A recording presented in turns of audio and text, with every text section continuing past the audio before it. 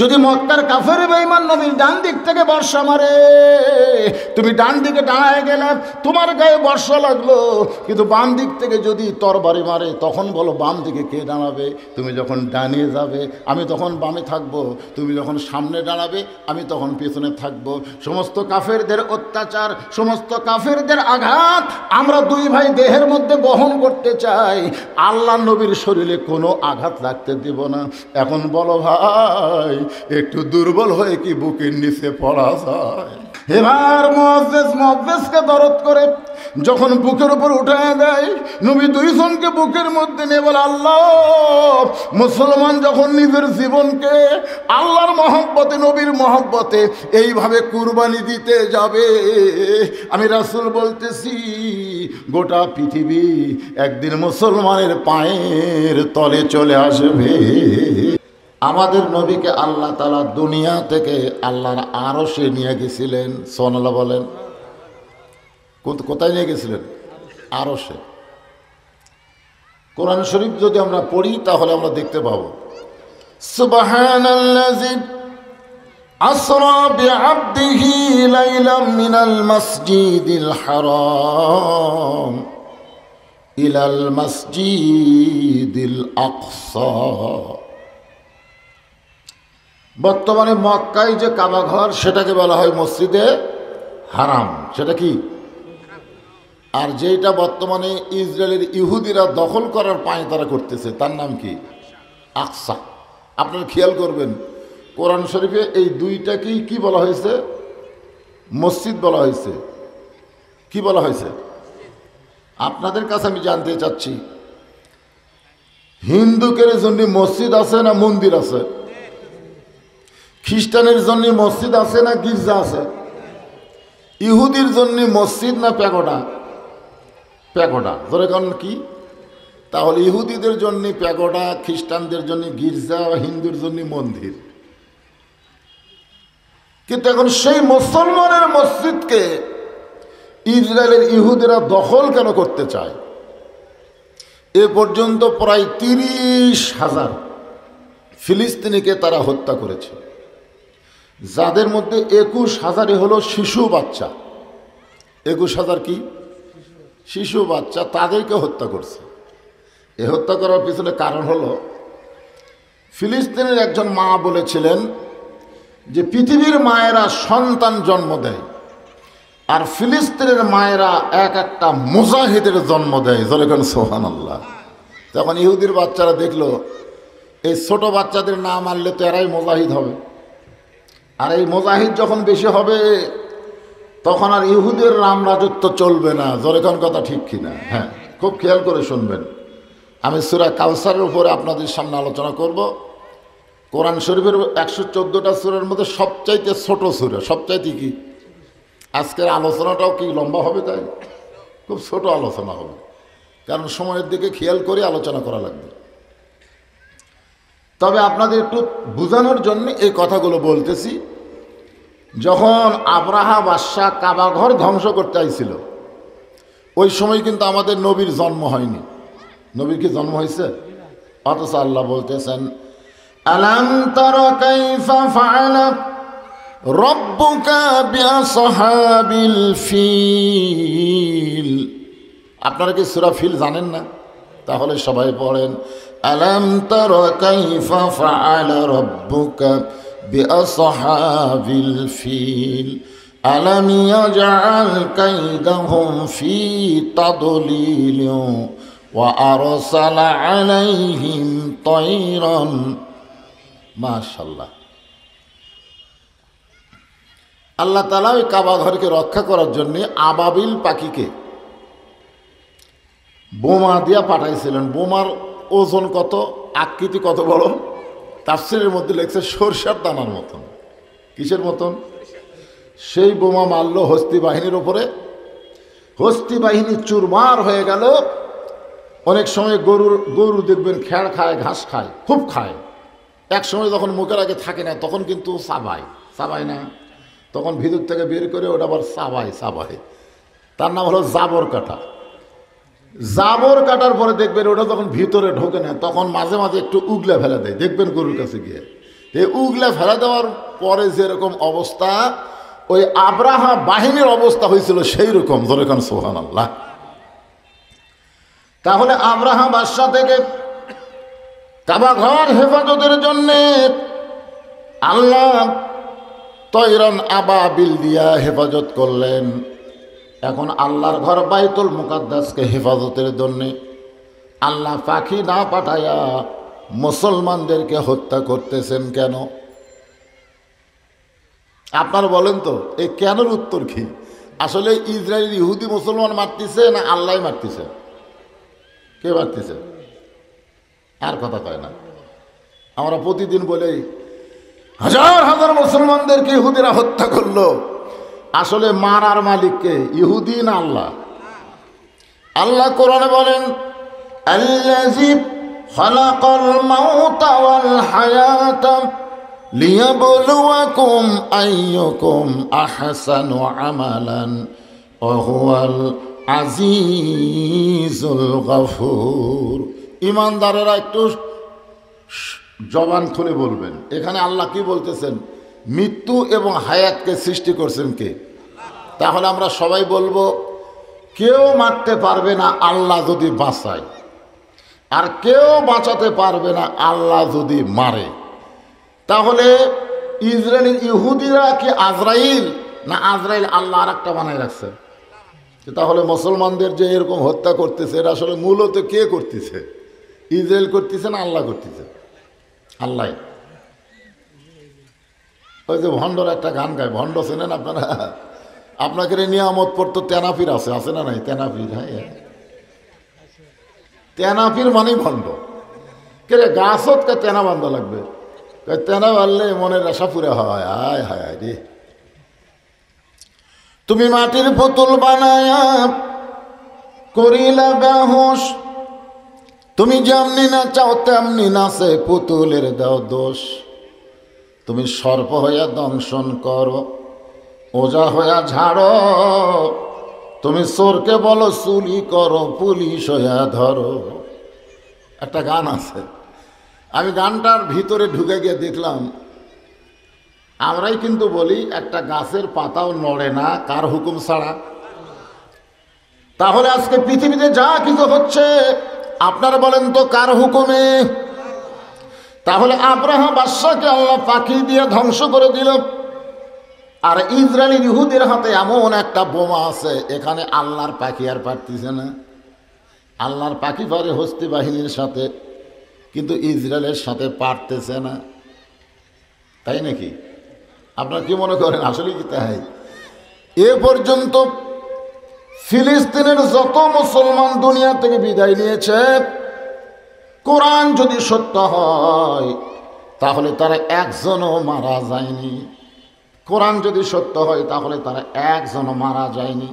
আল্লাহ বলেছেন ওয়ালা তাকুলু লিমান ইউকতালু ফি সাবিলিল্লাহি আমওয়াতুন বাল আহইয়াউ ওয়ালাকিন লা তাশউরুন। এই আয়াতের বাংলা অর্থ কি? আল্লাহ রাস্তায় যাদেরকে হত্যা করা হয় তাদেরকে তোমরা মৃত্যু বলো না, আমি আল্লাহ বলতেছি তারা জীবিত। তাহলে বাইতুল মুকাদ্দাসকে হেফাজত করতে গিয়া যে মুসলমানেরা জীবন দিল, এরা কি মারা গেল? এ আল্লাহর কোরআন অনুযায়ী বলেন তো, এরা কি মারা গেল? এরা একজনও মরে নাই, এরা চির অমর হয়ে থাকলো। সুবহানাল্লাহ বলেন। এখন যেটা আপনাদের বুঝাবার চাই, নবী দুনিয়াতে আসার আগে কাবা ঘর ধ্বংস করতে আসলো, পাখি দিয়ে আল্লাহ আব্রাহা বাদশাকে ধ্বংস করলো। কিন্তু নবী দুনিয়াতে আসার পরে, আমাদের নবী দুনিয়াতে আসার পরে আল্লাহ তাআলা কোরআনে ঘোষণা করলেন আমা আরসালনাকা ইল্লা রাহমাতাল লিল আলামিন। এই আয়াতটা নাজিল হয়েছে কখন আপনারা জানেন? তায়েফবাসী যখন নবীকে পাথর মারল, এত পাথর মারল গোটা দেহ দিয়ে রক্ত ঝরল, শরীরের শুধু এই চেহারা ছাড়া নবীর এমন কোনো জায়গা নেই যে জায়গায় পাথর লাগেনি। ওই সময় আল্লাহর নবীকে আল্লাহ বললেন, হাবিব, যারা আপনাকে পাথর মারল আমি আল্লাহ তাদেরকে ধ্বংস করে দিবার চাই। কি করবার চাই? সঙ্গে সঙ্গে নবী বললেন, আল্লাহ, ধ্বংসের রাজনীতি আমার পছন্দ না। সাল্লাল্লাহু বলেন, আল্লাহ বললেন আমি ধ্বংস করবার চাই। আব্রাহা বাদশাকে যেরকম ধ্বংস করছে, তায়েববাসীকেও আল্লাহ সেইভাবেই ধ্বংস করবে। কি দিয়া? পাহাড় চাপা দিয়া। জোরে কেন, কি চাপা দিয়া? সঙ্গে সঙ্গে নবী কি বললেন, আল্লাহ, এই ধ্বংসের রাজনীতি আমার পছন্দ না। তো আল্লাহ বলে, আপনি কি পছন্দ করেন? নবী বললেন, আমি যা পছন্দ করি আপনি যদি তাই পছন্দ করেন তাহলে বলবো। তা আল্লাহ বলেন, ঠিক আছে, আপনি বলেন। রাসূল বললেন, আল্লাহ, যারা আমাকে মারল আমি তাদের জন্য হেদায়েত কামনা করি। সুবহানাল্লাহ কয় না বলে, তাদের জন্য কি কামনা করি? আরে যারা পাথর মারল তাদের জন্যে আমাদের নবী হেদায়েত কামনা করলো। তার মানে বোঝা গেল আল্লাহ বলেন, ঠিক আছে, আপনার চাওয়া কবুল করলাম। কিয়ামত পর্যন্ত আবাবিল পাখিকে আর আল্লাহ পাঠাবে না, আমাদের ভিতর থেকেই আবাবিল তৈরি হওয়া লাগবে। ধরে কোন কথা ঠিক কি না? আমাদের কি তৈরি হওয়া লাগবে? এখন আর ওই আল্লাহর পক্ষ থেকে পাখি আসা হস্তি বাহিনী ধ্বংস করবে না, ইসরায়েলদেরও ধ্বংস করবে না।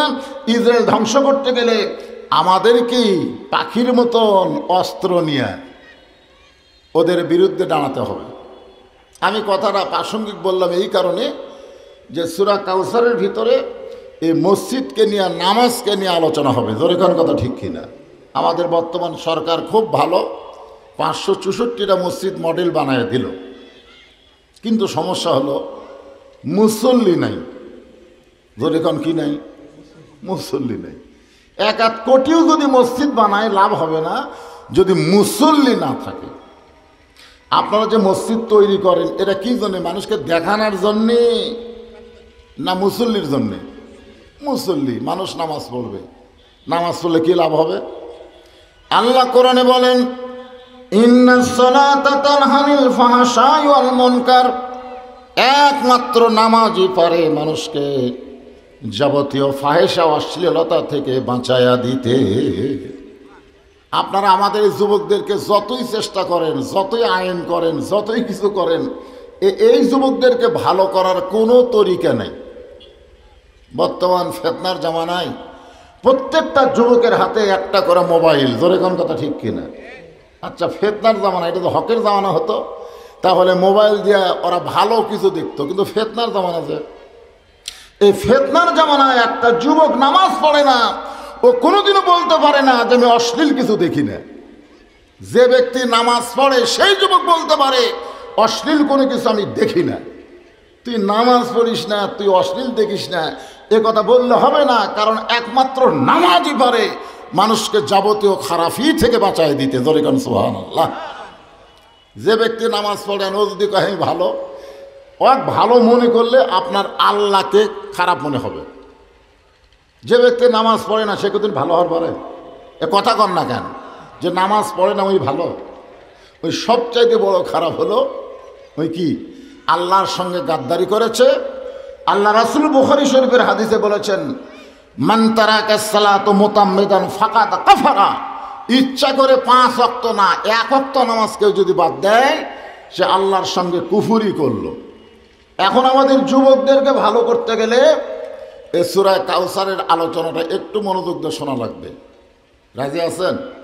আল্লাহ তাআলা আমাদের নবীকে 8টা সন্তান দান করেছেন। 8টা। বউয়ের চাইতে সন্তান কম। নবীর বউ কয়টা আপনারা জানেন না? 11, 13, এই নিয়ে একটা মতভেদ আছে। যাই হোক, আমরা 11টাই ধরলাম। 11টা বউ, সন্তান হলো 8টা। একই বইয়ের পেট থেকে হয়েছে 7টা। মা খাদিজার পেট থেকে হয়েছে 7টা। খাদিজা কিন্তু আমাদের মা হয়, উম্মাহাতুল মুমিনিন। তাহলে আমাদের কে হয়? মা হয়। তার পেট থেকে হয়েছে 7টা সন্তান। 3টা হলো ছেলে। 3 ছেলের নাম হলো তৈয়ব, তাহের আর কাসেম। আর মারিয়া কীর্তি এক বিবির পেট থেকে একটা ছেলে হয়েছে, নাম হলো ইব্রাহিম। তাহলে ছেলে কয়টা? মা খাদিজার পেট থেকে 4টা মেয়ে হয়েছে। একটা মেয়ের নাম হলো জয়নাব, একটা মেয়ের নাম হলো রোকেয়া, আর একটা মেয়ের নাম হলো কুলসুমা, আর একটা মেয়ের নাম হলো সাইয়্যিদাতুন নিসায়ে আহলিল জান্নাহ ফাতেমাতুজ জোহরা। তাহলে সর্বসাকল্যে কয় সন্তান? 8টার মধ্যে 4টা ছেলেকে আল্লাহ দিছিল, ঠিকই রাখেনি, মানে হওয়ার সাথে সাথেই কিছুদিন পর পরই তারা দুনিয়া থেকে বিদায় নিছে। আর 4টা মেয়েকে আল্লাহ তাআলা মোটামুটি একটু হায়াত দিছিলেন। সবাইকেই তো মরা লাগবে, যেরকম ঠিক কিনা, সবাই মারা যাবে। তবে ছেলেগুলো দুনিয়াতে আসার পরে বেশিক্ষণ থাকেনি, বেশি দিন থাকেনি, বেশি বছর থাকেনি। এ না থাকার কারণে মক্কার কাফেররা বলা বলি শুরু করলো, মুসলমানের নবী মরার সঙ্গে সঙ্গেই শেষ হয়ে যাবে, তার নাম গন্ধ আর থাকবে না। যেরকম আমাকেও আল্লাহ কোনো ছেলে দেয়নি, আমাকেও আল্লাহ কোনো ছেলে দেয়নি। আমার 3টা মেয়ে, যেরকম কয় মেয়ে? অনেকে বলে হুজুর মরেও যাবি, শেষ হয়ে যাবি রে, যা করবি কামাই, সব খাবি জামাই, এ কথা অনেকে বলে, কেন ছেলে নাই যে। তা আমি ওয়াজের মধ্যে অনেক জায়গায় বলছি, যা করবে কামাই, সব খাবে জামাই, এটা ভুয়া কথা। তোমরা তদন্ত করে দেখো, আল্লাহ আমারে ছেলে দেয়নি তো কি হয়েছে, আমি মরে গেলেও ফুরে যাব না, যার কারণে মসজিদ, মাদ্রাসা, এতিমখানা নির্মাণ করেছি, যেরকম সুবহানাল্লাহ। আর এই টাকাগুলো আমার বাপ দাদার টাকা না, এই টাকা হলো ওয়াজ করার পর আপনার যে টাকা দেন, সেই টাকা দিয়েই মসজিদ, মাদ্রাসা, এতিমখানা নির্মাণ করেছি, করতেছি। তো আল্লাহ তাআলা বললেন, হাবিব আপনি মরে যাওয়ার সঙ্গে সঙ্গে আপনি শেষ হয়ে যাবেন না, এমন করে আপনি কাঁদবেন না। যারা আপনাকে আফতার বলতেছে, নেসকাটা বলতেছে, বরং তারাই নেসকাটা হয়ে যাবে, তাদের নাম গন্ধ দুনিয়াতে থাকবে, কিন্তু আপনি থাকবেন কিয়ামত পর্যন্ত। এরপরেও নবীর চোখ দিয়ে যখন দর দর করে পানি পড়ে, আল্লাহ তাআলা নবীকে সান্ত্বনা স্বরূপ এই সূরা কাউসার নাজিল করে বললেন, ইন্না আ'তাইনাকাল কাউসার। হাসর হবে তামার সানি, উম্মত বলবেন পানি পানি, সূর্য নিকটে চলে আসবে। এমন কথা বলা হয়েছে, আপনার মাথার নিকটে সূর্য আসবে, মাথার মগজগুলো গলে যাবে, পায়ের তলের মাটিটা তামা হয়ে যাবে। তামার উপর রোদ বেশি পড়লে গরম কম হয় না বেশি হয়? মাটির উপর রোদ পড়লে রোদ তাপ কিন্তু মাটি শোষণ করে, কিন্তু তামার উপর যখন রোদ পড়বে, তাপ পড়বে, ওই তাপটা শোষণ হবে না, খালি বাড়তেই থাকবে। এই জন্য কবি বলতেছেন, হাসর হবে তামার সানি, উম্মত বলবেন পানি পানি, সেই কঠিন দিনে নবী বিনে। কোন নবী? সব নবী না, সেই কঠিন দিনে নবী বিনে পানি দেওয়ার সাধ্য কারো নাই। ভাগ্যগুণে সেই নবী হলেন আমাদের নবী। সুবহানাল্লাহ। আল্লাহ আমাকে কেমন একটা নবী দিছে, যেই নবী মেরাজের রাতে জান্নাতের মধ্যে ঢুকছিলেন। জান্নাতের মধ্যে ফেরেশতা জিবরাইল বলে, ইয়া রাসূলুল্লাহ আপনি যদি জান্নাত থেকে বের না হন, আল্লাহ আপনাকে জান্নাত থেকে বের করে দিবে না। কারণ জান্নাতের শর্ত হলো ফাদখুলুহা খালিদিন, কেউ যদি একবার জান্নাতে প্রবেশ করে তাকে চিরস্থায়ীভাবে আল্লাহ জান্নাত দেয়। আপনি যদি আর না বের হন, আল্লাহর ক্ষমতাও নাই। অনেক জায়গাতে আল্লাহর ক্ষমতা নাই, অনেক জায়গা। তার মধ্যে একটা জায়গা হলো, আল্লাহর যতই ক্ষমতা থাক, আল্লাহ কিন্তু মরবার পারবি না। জোরে কোন কথা ঠিক না? আল্লাহ কি মরবার পারবি? মুসা আলাইহিস সালাম বলেছিল, আল্লাহ তোমার এত ক্ষমতা, মরো তো দেখি। আল্লাহ কয়, মুসা রে তুই তো আমাকে আটকায় দিলি রে।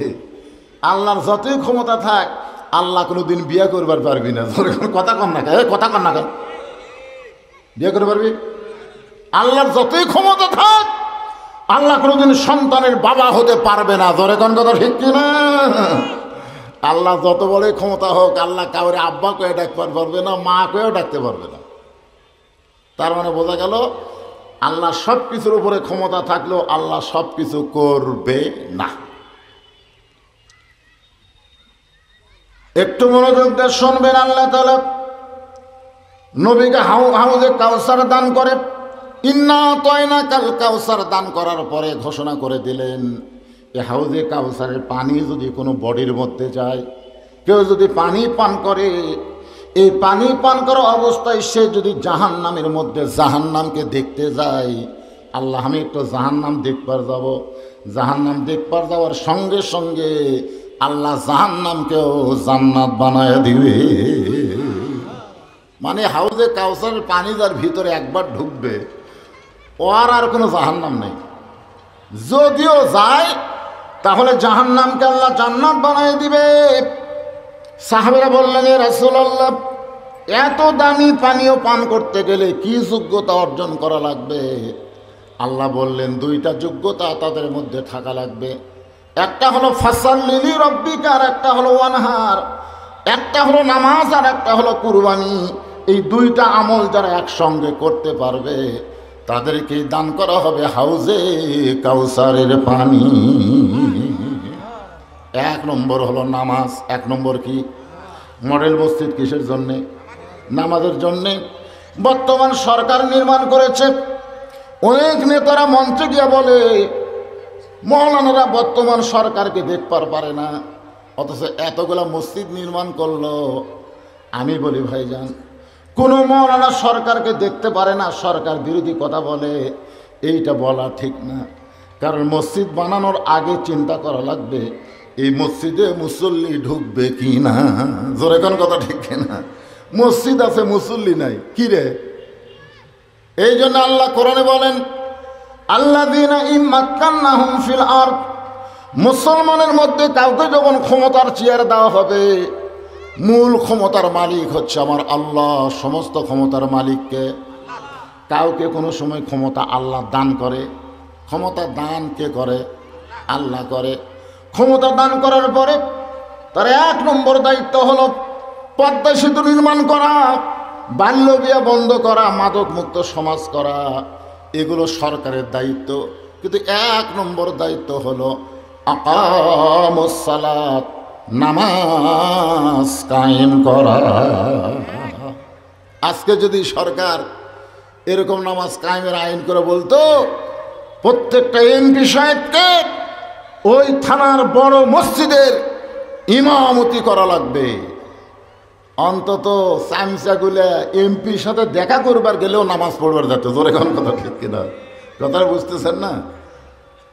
আল্লাহর কোরআনের সমাজ যখন চালু হবে, নেতারাই হবে মসজিদের ইমাম। কথাটা বুঝলেন? আমার কথা কি বুঝলেন? আজকে যদি প্রত্যেকটা নেতারা মসজিদের ইমাম হতো, জায়েদ খানের মতন একটা লম্পট ইমামদেরকে শালা বলে গাল দিবার পারতো না। জোরে কোন কথা ঠিক কিনা? হ্যাঁ। কিন্তু আমরা গরিব গুরবা সব মসজিদের ইমাম তো না। আমার যে কায়েম নাই রে ভাই, মন চাইলে নামাজ পড়ে, না চাইলে পড়ে না। এইটা তো নামাজের নিয়ম না। রাসূল বলেছেন, লা সালাতা লা ঈমানা, যার নামাজ নাই তার ঈমান নাই। এক কথা, ডাইরেক্ট কথা, লা সালাতা লা দীনা, যার নামাজ নাই তার কোনো ধর্মই নেই। এখানে অনেক আল্লাহর বান্দা থাকতে পারে যারা জোহরের নামাজ পড়েনি, ওয়াজের পরে আসরের নামাজও পড়বে না। জোরে কোন ঠিক কিনা? ওয়াজ শুনবে কিন্তু নামাজ পড়বে না। একটু মনোযোগ দিয়ে শুনবেন। এক নম্বর হলো নামাজ, দুই নম্বর হলো কুরবানি। এখন অনেকেই চিন্তা করতে যে হুজুর, আমি গরিব মানুষ, আমি না হয় নামাজ পড়তে পারি, কিন্তু আমি তো কুরবানি করতে পারি না। এই দুইটা আমল না করলে যদি হাউজে কাউসারের পানি না পাওয়া যায়, তাহলে নামাজ পড়বো কিন্তু কুরবানি জমি দিলাম না। এই কুরবানি মানে গরু কুরবানি না, এই কুরবানি মানে খাসি কুরবানি না।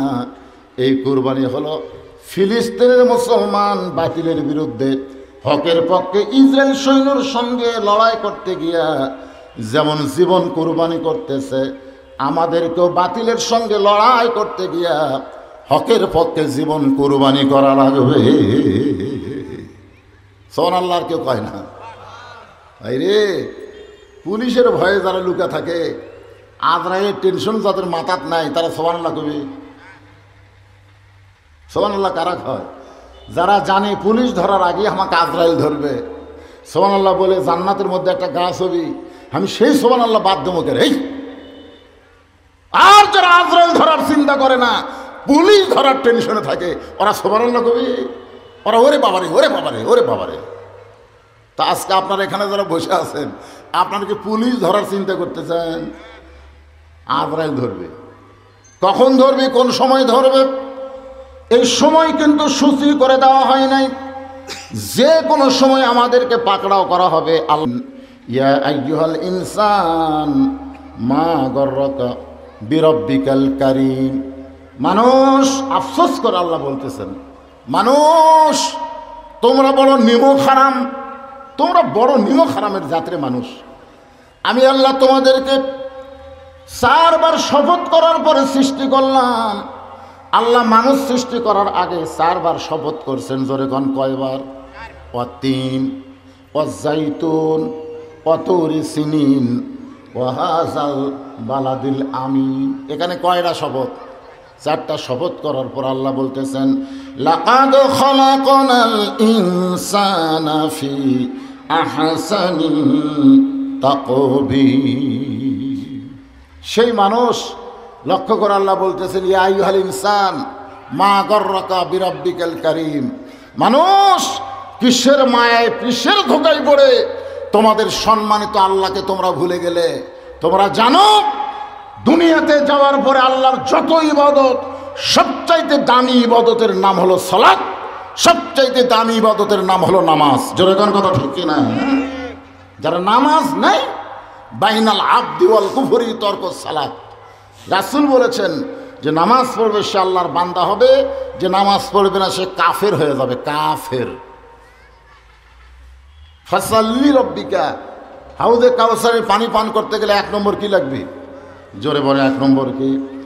1 নম্বর হলো নামাজ। আমার মা বোনেরা যারা পর্দার অন্তরে বসে আছেন, মা চিন্তা করতেছেন, হুজুর আমাদের 1 নম্বর কি লাগবে? আপনাদের 1 নম্বরের ওপরও আলোচনা হবে। ঘড়ি আমার কাছে আছে, সময় মতোই আমি আলোচনা করব, একটু খেয়াল করবেন। তাহলে নামাজের পাশাপাশি আল্লাহ বললেন ওয়ানহার। ওয়ানহার মানে কি? কুরবানি। নহর করো, রক্ত প্রবাহিত করো। আমি একটা গান গাই, আপনার শোনা দেখেন তো, কুরবানি কারে কয়? গাব? ইমানের দাবি যদি কুরবানি হয়, সেই দাবি ঘরে বসে থাকা নয়। আজকে ঘর থাকলে তো নিরাপদ। মা বলতেছে বাইরে যাস না বাবা, বাইরে জঙ্গল আছে রে, জঙ্গলে সাপ আছে, বাঘ আছে, যাস না বাবা, নিরাপত্তার জন্য ঘরত বসে থাক। মায়ের কথা মতো ছেলে আর ঘর থেকে বার হয় না। কিন্তু জঙ্গল কি জঙ্গলের জায়গা থাকবে? জঙ্গল বাড়তে বাড়তে বাড়তে বাড়তে একেবারে ঘরের দরজা পর্যন্ত চলে যাচ্ছে। তখন ওই বাঘ জানলার যা হোম করে হুমকি মারছে।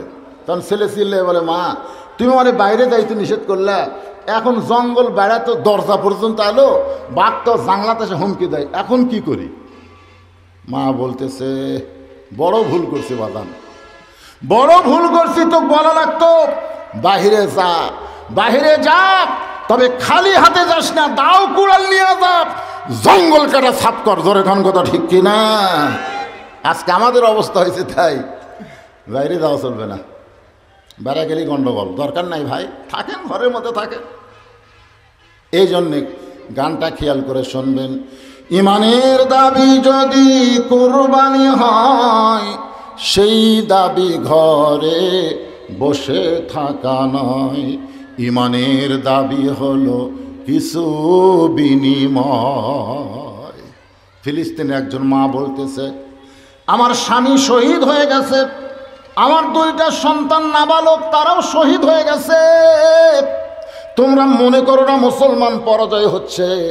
মুসলমানের রক্ত যখন জমিনে পড়বে তখন মুসলমান ভালো কিছুর আশা করতেছে। সুবহানাল্লাহ। মায়ের পায়ের তলে সন্তানের জান্নাত। আপনারা বলেন তো, বাপের পায়ের তলে না মায়ের পায়ের তলে? আচ্ছা, মায়ের পায়ের তলে সন্তানের জান্নাত হওয়ার পিছনে কারণ কি? আমি কিন্তু চিন্তা করছি, কারণ 91 সালে যখন আমি বিয়ে করলাম, 91 সালে, কোন সালে? 91 সালে। আমার বিয়ের বয়সে কত বছর চিন্তা করেন। তো 91 সালে বিয়ে করে যখন বাড়িতে আসলাম, তখন আমার মা আমাকে বলল, বাবা বিয়ে কিভাবে হলো? আমি বললাম, মা একজন কাজী সাহেব এসে বলল যে ভাই আপনার বাপের নাম কি? তা আমি আমার বাপের নাম লেখা দিলাম, আমার বিয়ে রেজিস্ট্রি হলো। তো মা বলতে কেন আমার নাম কয়নি? তাই বললাম, না মা আপনার নাম তো কয়নি। যেই কইছে আপনার নাম কয়নি, তখন মা ঘরের মধ্যে যে কাঁদতেছে আর বলতেছে, এই তোর বাপ তোর জন্য কি করছে রে? যে বাপ তোর জন্য কিছুই করেনি, তুই পেশাব করলে জীবনে তোর পেশাব পরিষ্কার করেনি, তোর নাক দিয়ে যদি চিকেন বের হয়, ভেড় বের হয়, তোর বাপ পায়খানা করলে ঘরও ঢোকেনি, তোর বাপ তোর জন্য কি করলো রে? আর তুই সেই বাপের নাম দিয়ে বিয়ে করলু। আমি বললাম, মা আমি কেমনে করলাম? এই সমাজই চলতেছে মা, এখন আপনাকে দাম নাই, দাম হলো বাপের। কিন্তু আমার জামাই যখন আমার মেয়ে বিয়ে করলো, তখন কাজী সাহেব বলতেছে, আপনার বাপের নাম কি, মায়ের নাম কি? আমি চিন্তা করলাম, কে আমার বিয়ে খালি বাপ দেওয়া হলো, আর জামাইয়ের বিয়াত বাপও লাগে মাও লাগে, তার মানে কি? বর্তমান সরকার ক্ষমতায় আসার পরে শুধু বাবার গুরুত্ব বোঝে নাই, মায়েরও গুরুত্ব দিছে। আর ইসলাম মায়ের পায়ের তলে সন্তানের জান্নাত দিয়েছে। জোরে কান সুবহানাল্লাহ। আপনার বলেন তো কারণ কি? কারণ হলো বাবা আনন্দে মাতিয়া সাগরে ভাসাইয়া সেই যে চইলা যায়, খবর লয় না মাজন ধরিয়া উদরে, কত কষ্ট করে 10 মাস পরে হয় প্রসবের বেদনা। আগেকার মায়েরা প্রসবের বেদনা বুঝতো। পেটে বাচ্চা আসার সাথে সাথেই তারা নিয়ত করতো, বাচ্চার মা হবি তো ঠেলা আছে। তখন মন কয়, যতই ঠেলা হোক রে, আমার পায়ের তলে ওর জান্নাত। সুবহানাল্লাহ না কেন? এই জন্য প্রসবের বেদনা তারা সহ্য করেছে। কিন্তু এখনকার মায়ের খালি পেটতে একটু বিষ হলেই কয়, না হবি না, সিজার করা লাগবে, সিজার। এই যে সিজারের সন্তানগুলো দেখেন কি করতে যায়, দেখেন ওই যে হাতত একটা ইয়ালিয়া দৌড়াদৌড়ি করতেছে, এই যে এই দিক দিয়ে কয়টা বাড়াছে, দেখেন ওই ফাঁকতে বার হয়ে ওটি লাফালাফি করতেছে। খোঁজ লিয়া দেখেন ওই যে একটা মোবাইল দিয়ে ভিডিও করতেছে, সিজার করা যায়। দোয়া দৌড় দিয়ে তো কোনো কাম হচ্ছে না। আমার কয়, হুজুর আমার ছেলে বাথরুমত যাও খাড়া হয়ে পেশাব করে, হুজুর ই বসেই না, এক বসবার করে খাড়া হয়ে মেরে দেয়। তা আপনি একটু দোয়া পড়ে দেন তো হুজুর, ই যেন বসে। আমি বললাম, মা ই বসবে না, ই কি নর্মালি না সিজার? সিজার হবি না, হবি না, কারণ সিজার করা বাচ্চারা তারা ভালো হওয়া খুবই কঠিন। কারণ জন্মের সময় তারা অস্থির, বোঝেন না কেন ভাই? পেটের মধ্যে বার করে, ঘুমও ভাঙ্গিনি, কথাও কয় না। তখন ডাক্তারকে মরা না জেতা, নার্সকে বলো বার করে একটা পাক দাও, তখন পা ধরে এরকম একটা ঘুরে আনতে, ওই ঘুরে ওর মাথার মধ্যে সব ঢুকে যায়, অস্থির হয়ে যায়। আর মায়েদের বলতেছি, মা কি বলবো প্রসবের কথা, মা বিনে সেই ব্যথা কেউ তো বুঝিবে না। মাজন ঠেকিয়া সন্তানের দায়, অকালে মা মারা যায়। ঠেকিয়া সন্তানের দায়, অকালে মা মারা যায়। কেন সে মায়ের ভক্তি করবা না? এমন দরদি ভবে কেউ হবে না আমার মা গো। ফিলিস্তিনের একজন মা বলতেছে, মুসলমানের রক্ত দিলে লাভটা কি? শোনো, আমি যখন আমার সন্তান জন্ম দিলাম, জন্ম দেওয়ার সময় ধাত্রী এসে যখন আমার সন্তানকে আমার ভিতর থেকে বের করতেছে, ওই সময় আমার সন্তান বের হওয়ার আগে আমার দেহে রক্ত জমিনে পড়েছে। আগে সন্তান বাড়াছে নাকি রক্ত পড়েছে? আপনারা তো বুঝবেন না, মার কাছে গল্প শুনবেন। রক্ত পড়ার পরে, রক্ত যখন মেজে মেখে গেছে, কাপড় মেখে গেছে, এমন সময় মা চিৎকার করে বলতেছে, মরে যাব, বিষ খাবো, গলার দড়ি দিব। ধাত্রী তখন মাথায় নরম কাপড় ভিজায় দিয়া বলে, একটু ধৈর্য ধর, একটু ধৈর্য ধর, কারণ রক্তের পরেই তোর সন্তান, কষ্ট অধৈর্য হলে চলবে না।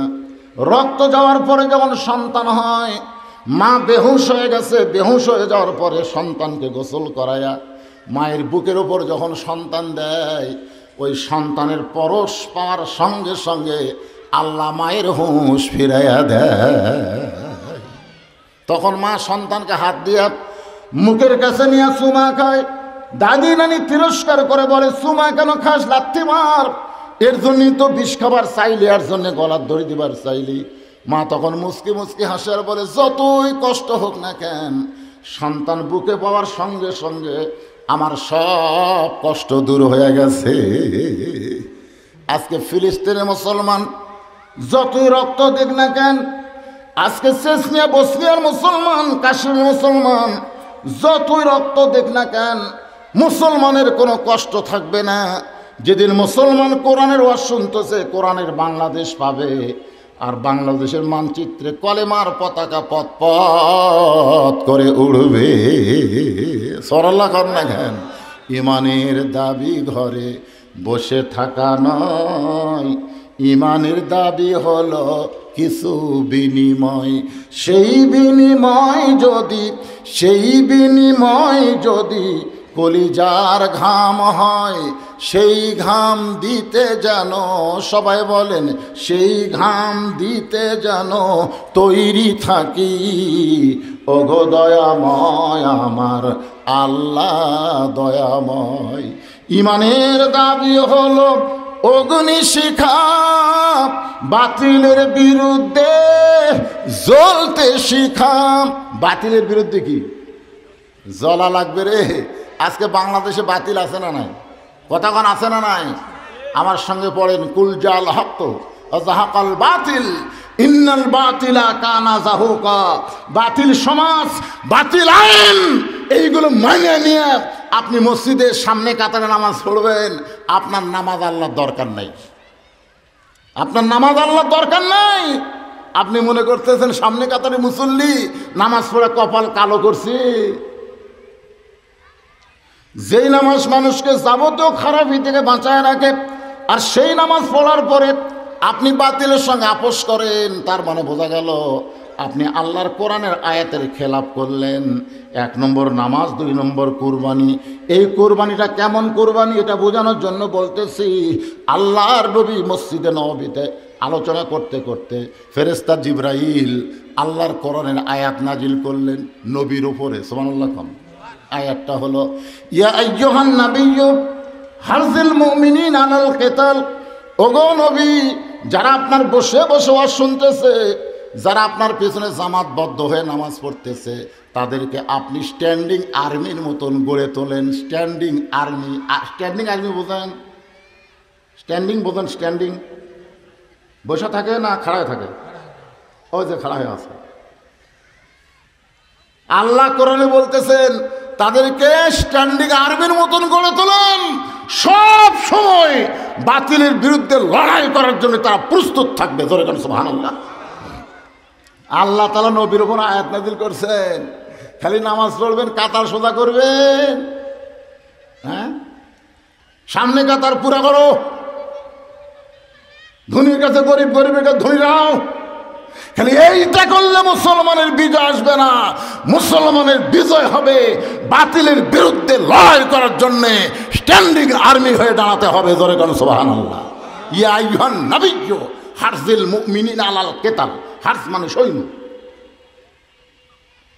আয়াত যখন নবী সাহাবীদের কাছে বললেন, পিছন দিকে একজন সাহাবী দাঁড়িয়ে গেলেন। রাসূল তাকায় দেখে সাহাবীটা পঙ্গু সাহাবী। সাহাবীটা হলো পঙ্গু। সাহাবীটা কি পঙ্গু? মানে এক হাত খাটো, এক পাও খাটো, ওই খাড়া আছে। আল্লাহ রাসূল বললেন, এজলেস, তুমি দাঁড়ালা কেন? বলে, ইয়া রাসূলুল্লাহ, আমি আর্মি হবার চাই, আমি ইসলামের সৈনিক হবার চাই। রাসূল বললেন, সৈনিক হওয়ার মতন দৈহিক সক্ষমতা তোমার নাই। সৈনিক হবার গেলে যে দেহের একটা সক্ষমতা থাকা লাগবে, সেটা তোমার নাই। তোমার এক হাত খাটো, এক পাও খাটো, তুমি কেমনি সৈন্য হবা? বলে, হুজুর, এই আয়াত শোনার পরে তো আমার আর মন মানতেছে না। আল্লাহ রাসূল বলে, তোমার সৈন্য হওয়া লাগবে না, তুমি দোয়া করো, যারা আল্লাহ রাস্তায় সৈনিক হয়ে বাতিলের বিরুদ্ধে লড়াই করবে, আল্লাহ তাদেরকে যেন বিজয় দেয়। জোরে বলেন সুবহানাল্লাহ। তার মানে দোয়ারও দরকার আছে, আছে না নাই? আমরা দোয়া করি, আল্লাহ ফিলিস্তিন মুসলমানকে তুমি হেফাজত করো। আল্লাহ, আল্লাহ কি করবো আল্লাহ? মানে আমরা পঙ্গু। দোয়া করবি কারা? কথা কয় না রে ভাই। দোয়া কারা করবি? পঙ্গুরে। সৈন্য হওয়ার মতন যার সাইজ নাই, তারা দোয়ার মধ্যে থাকবে। আমাকে সৈন্য হওয়ার সাইজ আছে? দেহেরও সাইজ নাই, ইমানেরও সাইজ নাই। তার কারণে দোয়া ছাড়া কোনো বুদ্ধি আছে? এ দোয়া করলাম কয়েক বছর ধরে, আল্লাহ কোরআনের পাখিকে হেফাজত করো। আল্লাহ, কোরআনের পাখি মরে না রে, হাসপাতাল দিয়ে যায় সাইজ করা হলো। তোরে কোন ঠিক কিনা? এই তো আমাকে দোয়া ভাই। খালি কান্দাকাটি। লাভ হবে? একটু মনোযোগ দিয়ে শোনেন। কুরবানি কারে কয় সেইটা বোঝানোর জন্য বলতেছি। 1 নম্বর নামাজ, 2 নম্বর কুরবানি। এই দুইটা আমল যদি করতে পারে তারাই পান করবে হাউজে কাউসারের পানি। আর পানি যদি একবার দেহের মধ্যে যায়, আল্লাহ তার জন্য জাহান্নামকে হারাম বানায় দিবে। তাহলে শোনার দরকার আছে। গুরুত্ব দিয়ে শুনতেছেন, আপনারা শুনতেছেন, একটু মনোযোগ দিয়ে শুনবেন। ওই সাহাবীর নাম হলো আমর ইবনুল জামহু। ওই পঙ্গু সাহাবীর নাম কি? আমর ইবনুল জামহু। বলতে যে হুজুর, তাহলে আমি যদি দোয়া করি, আমি যদি জিহাদে না যাই, আমি যদি বাতিলের বিরুদ্ধে না দাঁড়াই, তাহলে আমার ব্যাপারে খবর কি? আল্লাহ রাসূল বললেন, মান সাআলাল্লাহু তাআলা মান সাআলাল্লাহু তাআলা আশ-শাহাদাতা বিসিদকিন বাল্লাগাহুল্লাহু মানাজিলাশ শুহাদাই ওয়া মাতা আলা ফিরাশিহি। আল্লাহর বাংলাদেশে আল্লাহর কোরআনের আইন চালু হোক, এই নিয়তে শাহাদতের তামান্না নিয়ে যারা কাজ করবে, যদি আল্লাহ রাস্তায় শহীদ হওয়ার সুযোগ তার নেওয়া হয়, ওই মাতা আলা ফিরাশিহি, সে যদি নিজের বিছনায় মারা যায়, বাল্লাগাহুল্লাহু মানাজিলাশ শুহাদা, আল্লাহ তাআলা তাকে হাসরের ময়দানে শহীদদের কাতারে দাঁড় করায় দিবে। সুবহানাল্লাহ বলে কোন। আমর ইবনুল জামহু চলে গেছে বাড়িতে। নামাজ শেষ করে বাড়িতে যাওয়ার পরে দরজার কাছে কেবল সালাম দিবে। আল্লাহ রাসূল বলেছেন, তোমরা যখন বাড়ির থেকে যাবা, মসজিদ থেকে যাবা, বাজার থেকে আসবা, বাড়ির দরজা দিয়ে কি দিবে? সালাম দিবে। আসসালামু আলাইকুম ইয়া আহলাল ভাই। আমর ইবনুল জামহু কেবল বাড়ির দরজা সালাম দিবে, এমন সময় বাড়ির ভিতর থেকে কাঁদতেছে তার বিবি। আল্লাহ, আমার ভাগ্য এত খারাপ, আমার স্বামী পঙ্গু বলে আজকে আল্লাহর সৈনিক হতে পারলো না। সালাম যখন দিবার যাবি তখন বাড়ি মধ্যে কি শুনতেছে? বউ কি কয়? আল্লাহ, আমার ভাগ্য এত খারাপ, আমি একটা শহীদের বউ হব, সেটা আর হলো না। শালা ন্যাংরার সাথে বিয়া বসে কি ভুল করলাম রে। দেখছেন বউ কি দিচ্ছে? একটা টিভি কোনো গো, এলইডি টিভি কিনো গো। স্টার জলসা জি বাংলা দেখা ছাড়া আমার পেট ভরে না গো। আমর ইবনুল জামহুর স্ত্রী বলতেছে, আল্লাহ, আমার ভাগ্য এত খারাপ, একটা পঙ্গু স্বামী পাইছি, যার কারণে রাসূল তাকে দোয়ার জন্য পাঠাচ্ছে, দোয়ার জন্য, জিহাদের জন্য না। আজকে যদি আমার স্বামী সুস্থ থাকতো, তাহলে একটা শহীদের বউ হওয়ার তৌফিক আল্লাহ আমাকে দান করতো। আর সালাম আছে, দরজা তার সালাম দিবি, কেবল আকতি, এটা সুন্দর বলতে। খোঁড়ায় খোঁড়ায় নবীর কাছে গিয়ে বলতেছে, রাসূলুল্লাহ, আমি আমার জীবনকে, আমার দেহকে নয়, আমার জীবনকে আল্লাহ রাস্তায় কুরবানি করতে চাই। সাল্লাল্লাহু আলাইহি, আমার জীবনকে, দেহ তো ভাঙ্গাচুরা। রাসূল বলে, আমর, তোমার একটা হাত লুলায়, একটা পা পঙ্গু, তুমি জিহাদের ময়দানে যাওয়ার সুযোগ পাইবা না, হুকুম পাইবা না। আমর বলে, হুজুর, ইয়ানজুরু বি নূরিল্লাহ, আপনি নূরের চোখ দিয়ে তাকায় দেখেন, আমার হাত পঙ্গু, পাও পঙ্গু, কিন্তু আমার ঈমান পঙ্গু নয়। আপনি কি দিয়ে দেখতেছেন? আপনি আল্লাহর নবী, আপনি খালি 2 চোখ দিয়ে দেখলে হবে? আপনি একটু অন্তর চোখ দিয়ে দেখেন তো। ইত্তাকু ফিরাসাতাল মুমিনিনা ফাইন্নাহু ইয়ানজুরু বি নূরিল্লাহ, এই নূরের চোখ দিয়ে তাকায় দেখেন।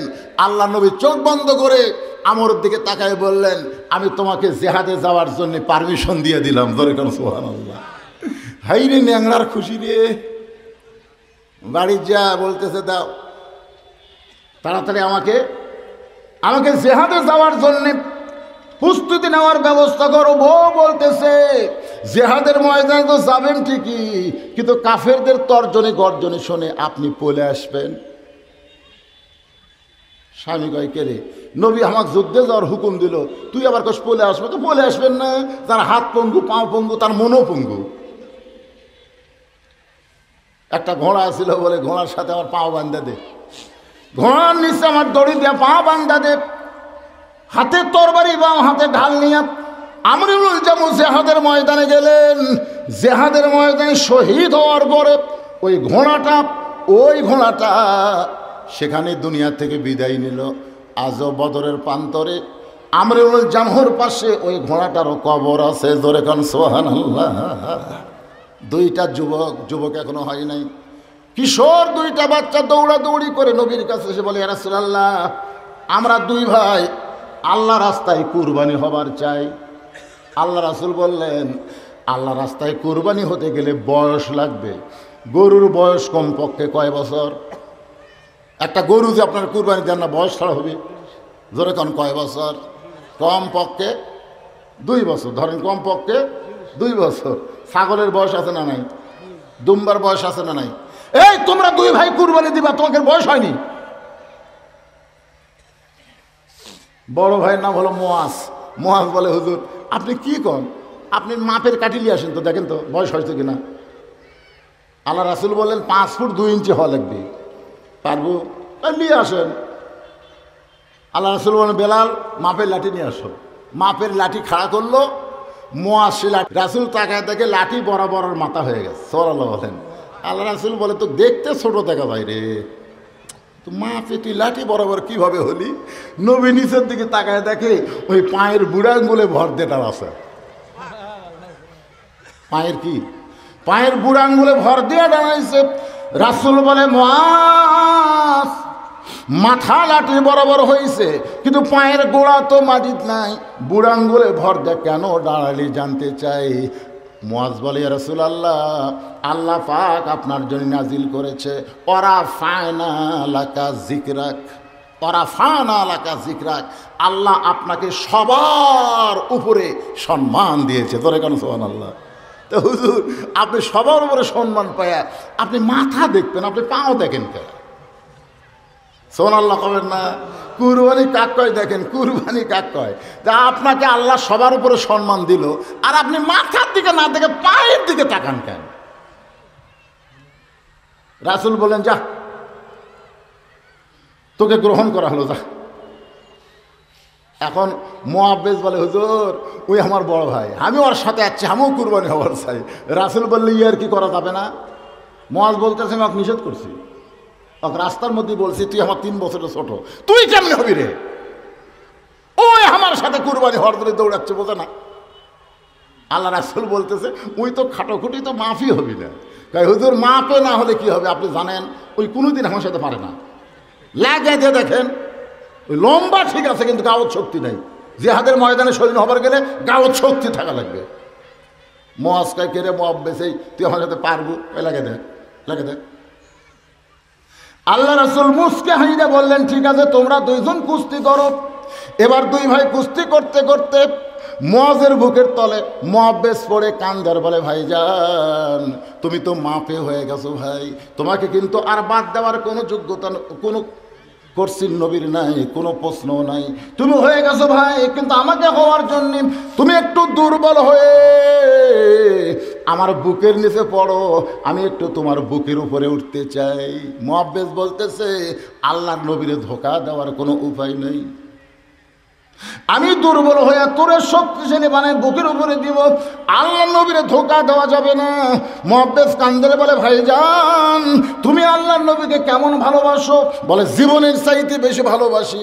বলে, জীবনের চাইতে যদি বেশি ভালোবাসো তাহলে মক্কার কাফেররা যদি সামনে থেকে নবীকে তীর মারে তুমি সামনে দাঁড়াবার পারবা, কিন্তু পিছন দিক থেকে যদি তরবারে মারে, বলো তো পিছন দিকে কে দাঁড়াবে?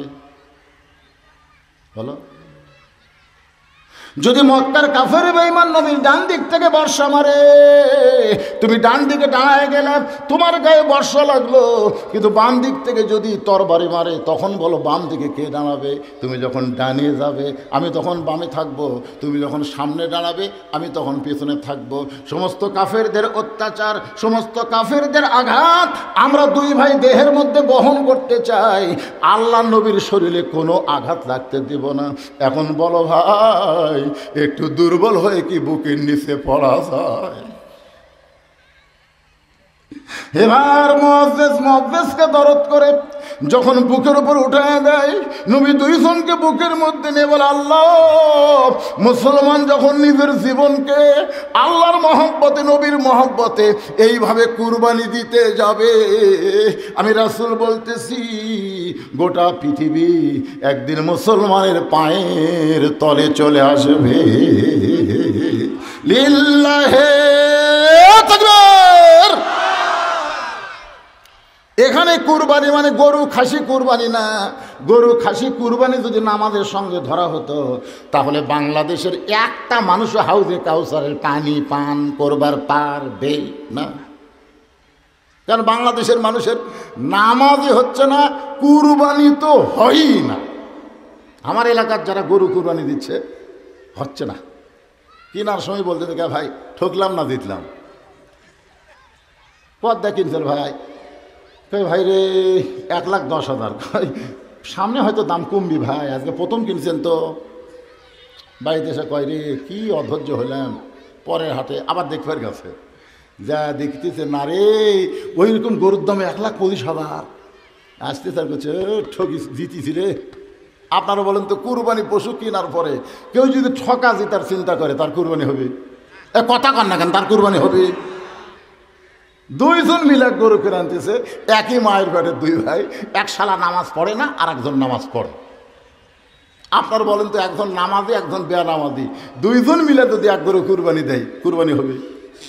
বাংলাদেশের অধিকাংশ কুরবানি হচ্ছে না, নামাজও হচ্ছে না। হাউজে কাউসারের পানি কোথা থেকে পাবেন?